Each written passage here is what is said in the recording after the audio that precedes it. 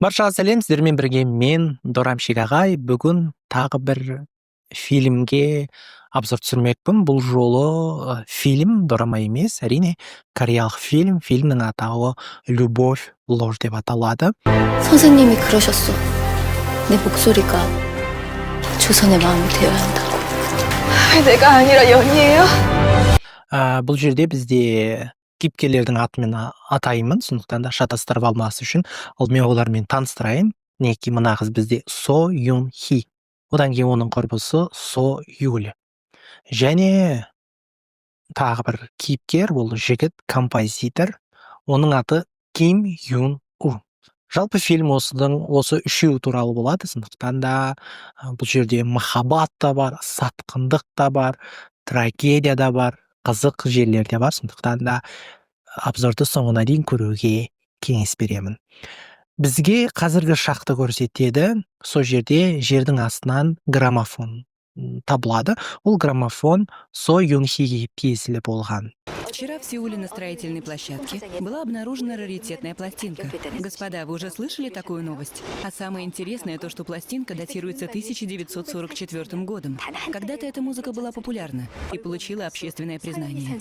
Сол жерден бізді бұрынғы шаққа оралады. Бұл жалпы фильм Жапон отаршылдығы кезінде, егер естеріңізде болса, Корея Жапонның қол астында болды ғой көптеген жылдар бойы. Дәл сол кезең көрсетіледі. Дегенмен де ол жерде көліктер де бар, телефон бар деген сияқты пластинка шығаратын заман еді. Фильм бас кейіпкер қыздарды көрсетеді, кішкентай қыздарды. Олар кішкентай кисен қыздар, болашақ кисендер. Кисен дегеніміз ол көбінесе тарихи драмалардан көріп жүрген боларсыздар.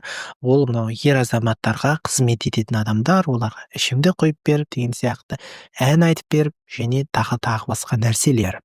Кішкентай Со Юн Хидің әкесі маған қызым керек емес деп қызын тастап кетеді Кисеннің үйіне. Сол жерде Со Юн Хи тұрып бастайды. Сол жерде Со Юль деген қызбен танысады, Со Юль өзі танысады, танысайық деген сияқты. Сонымен екеуі танысып, жақын құрбыға айналады. Сонымен көптеген жылдар өтіп, ол екеуі үлкен қыздарға айналады. Сояны, а тебя? А меня Чон Соэль. Здесь можно получить много полезных навыков. Хочешь с нами учиться? Я могу спросить у мамы. Ты жуткая надоеда. Екеуі де өте талантты, екеуінің де дауыстары өте ғажап. Әрі сұлу әрине.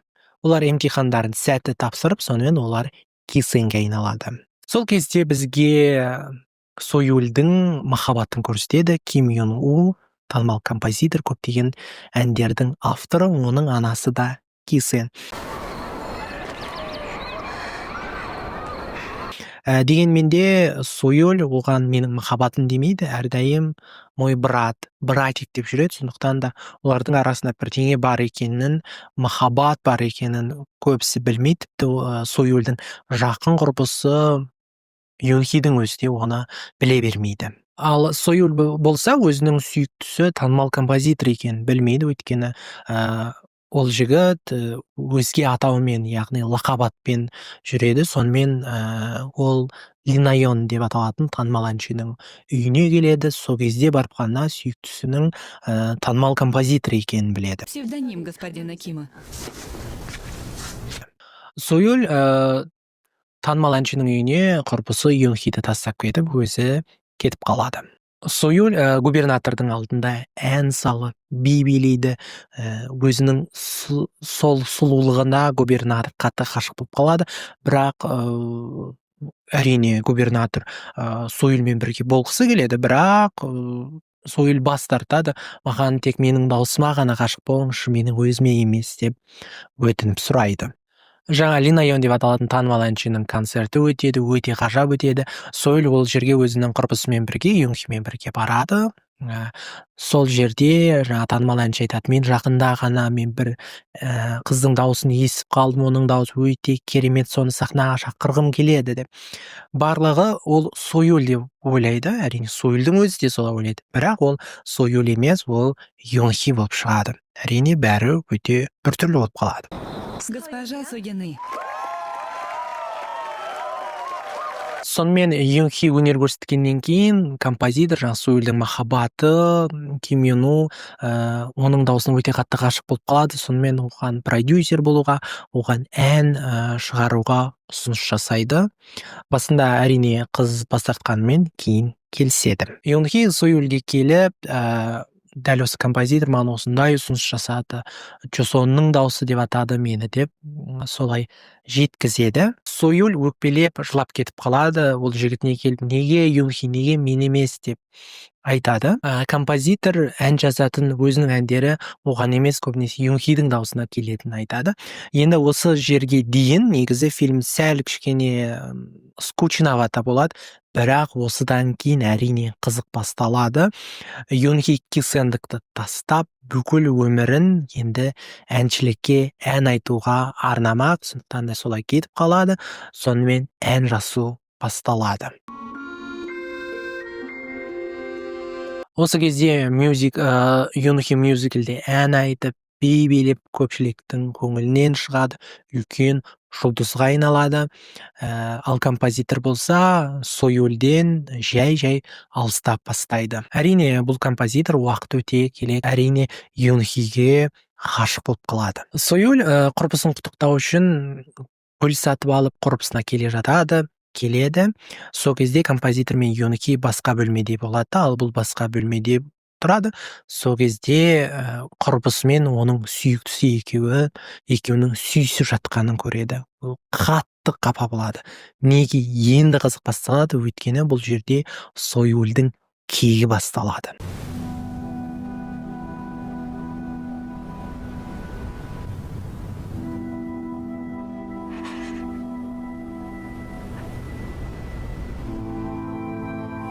Союль шашын қиып тастайды.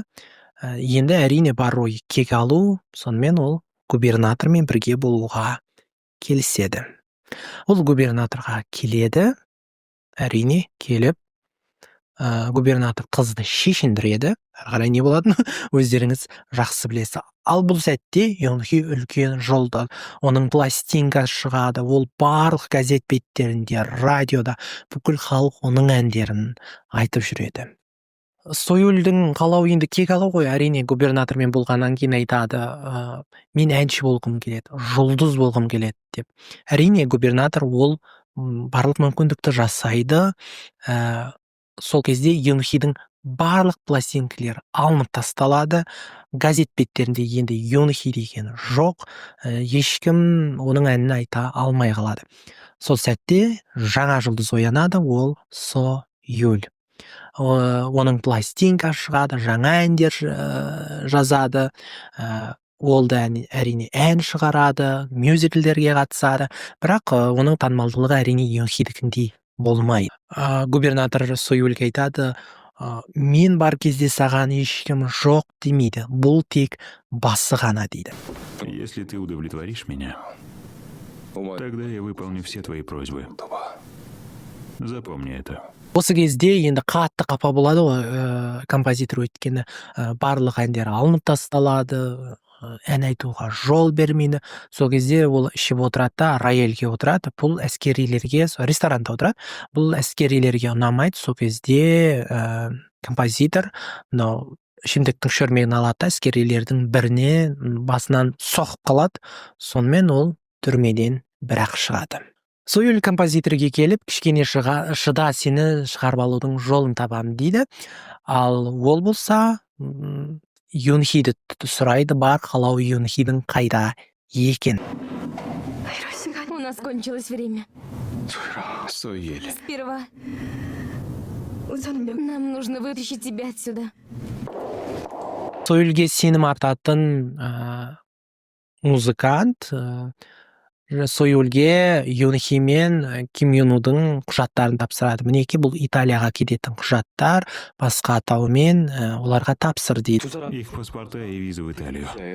Он сказал, что отвезет Янье обучаться в Италию и попросил забрать бумаги. Но почему-то нигде их не нашел. Түрмеге Союль тағы келеді. Композитор оған енді келудің қажеті жоқ екенін айтады. Оған қыз, саған енді мен керек болмай қалдым ба? сенің бар қалауың сонда енді Юнхи болып тұр ма, онымен бірге кеткің келе ме дейді. Ол иә деп жауап береді. Сол кезде Союль айтады, бұрынғы махаббатыңды тез ұмытып кеткен екенсің. Союль судың жағасында губернатормен бірге жатады. Сол жерде губернаторға айтады, Ким Ин Удың түрмеден шығуына ешқашан да жол берме, ол ешкіммен кездеспесін дейді. Губернатор әрине сүйіктісінің, көңілдесінің қалауын орындайды. Пожалуйста. Дай ему пожизненное. И не пускай к нему никого. Осы кезде Юнхи Союльмен кездесуге келеді, ол сүйіктісі туралы одан сұрайды, композитор туралы. Ал Союль болса Юнхиге оған сенбе, оған сенудің қажеті жоқ дейді. Бірақ Юнхи айтады, жоқ, мен оған сенемін деп жауап береді. Сол кезде Юнхи құрбысына айтады, Союль, мен қатты ән айтқым келеді, ән салғым келеді, қандай жер болса да бәрібір дейді. Сол кезде Союль оны мынадай жер бар деп атайды. Бұл жерде жыныстық қатынаспен айналысып жатады, қыздарға тиісетін сондай бір бар сияқты жер болады. Сонымен Юнхи сол жерге ән салуға барады. Сол кезде лейтенанттардың бірі оған тиіспек болады, зорламақ болады. Сол кезде мынадай мойын жағына Юнхи пышақ сияқты нәрсені сұғып алады, сол бойда лейтенант өліп қалады. Ол тірі қалған Юнхи бұрынғы өзінің кесем болған жеріне оралады, сол жерде аман қалады. Сол кезде Союль болады, ал әскерилер келеді, біз Юнхиге келдік, оны алып кетеміз деп. Союль айтады, мұнда ешкім жоқ, тексерудің қажеті жоқ, мен губернатордың көңілдесімін дейді, сондықтан да әскерилер әрине кетіп қалады. Юнхи барлық проблема сенікі деп Союльді айыптайды, ал Союль болса, жоқ, барлық кінә сенікі, сен менің барлық нәрсемді ұрлап алдың деп айыптайды. Бұл көшеде болып тұрған жағдай еді. Сол кезде әскерилер келеді, Юнхиге егер қашатын болсаң, ататын айтады. Сол кезде Юнхи қашуға тырысып жатқан кезде әскерилер оны атып салады, сонымен Юнхи мерт болады. Соңында композитор Юно түрмеден босап шығады, ол Союльден Юнхидің қайда екенін сұрайды, әрі Союльдің губернатордың көңілдесі екенін біледі. Сол кезде ол Союль Юнхидің мерт болғанын айтады. Осы кезде Корея өзінің тәуелсіздігін алады, Жапониядан босап шығады. Осы кезде Кореяның еркектері келіп, кесіндегі қыздардың барлығынан шашынан тартады, сендер жаңағы андай қызсыңдар, мұндай қызсыңдар деп. Осы кезде не есіме түсті дейсіңіздер ме? Көбінесе бізде бір жағдай болса құрбандарды кінәлайды, дәл сол жағдай менің есіме келді сол жағдай. Одан кейін тағы бір нәрсе, көшеде кетіп бара жатады Союль, сол кезде кішкентай бала айтады, қараңыздар, бұл андай қыз деген сияқты да жерлері бар. Махаббатынсыз өмір сүре алмайтынын түсінген Юну, жаңа композитор, пойызға түсіп қайтыс болады.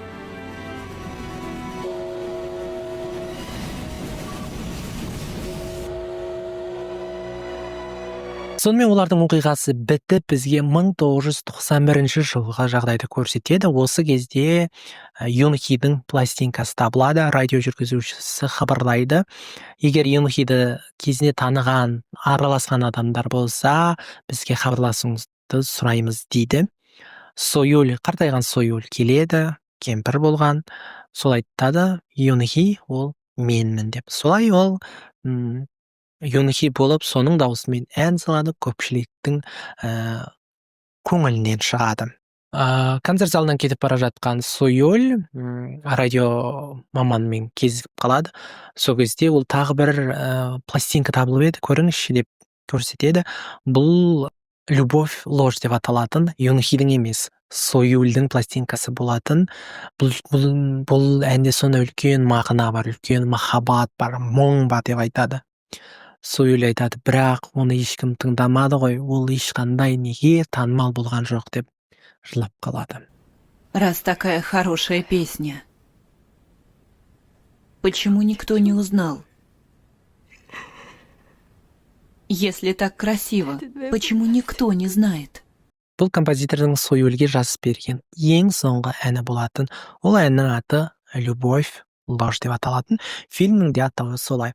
Бұл жерден мінеге осымен фильм бітеді. Жалпы фильмге 10-нан 7 деген баға беремін. Жаман емес, бірақ бұл жерде не айтуға болады? Бұл жерде екі құрбының бір жігіт үшін талас, былай айтқан кезде. Негізі бұл жерде Юнхидің ешқандай да кінәсі жоқ. Неге? Өйткені Союль де, композитор жігіт те Юнхиге бұл менің махаббатым деп айтқан жоқ. Білген жоқ оны. Одан кейін жігіттің кінәсі бар бұл жерде үлкен, өйткені ол Союльге менен сені сүймеймін, жүрмей ақ қояйық деп айтқан жоқ. Юнхиге де ол менің негізі махаббатым болған деген нәрселерді еш айтқан емес. Союльдің әрине үлкен кінәсі бар, ол жаңағы менен кек алу үшін маған осылай жасады, осы екеуі былай жасады деп губернатордың астына жатып көптеген жақсы емес нәрселерді жазады. Бірақ ол жерде Юнхидің ешқандай кінәсі жоқ еді. Осылай обзор өз мәресіне жетті. Егер обзор ұнаса, лайк басып пікір қалдыра кетіңіздер. Бұйыртса алдағы уақытта да өте көптеген кореялық өте қызық фильмдерге обзор түсіретін боламыз. Сондықтан да арнама жазылып, лайк басып пікір қалдыра кетіңіздер.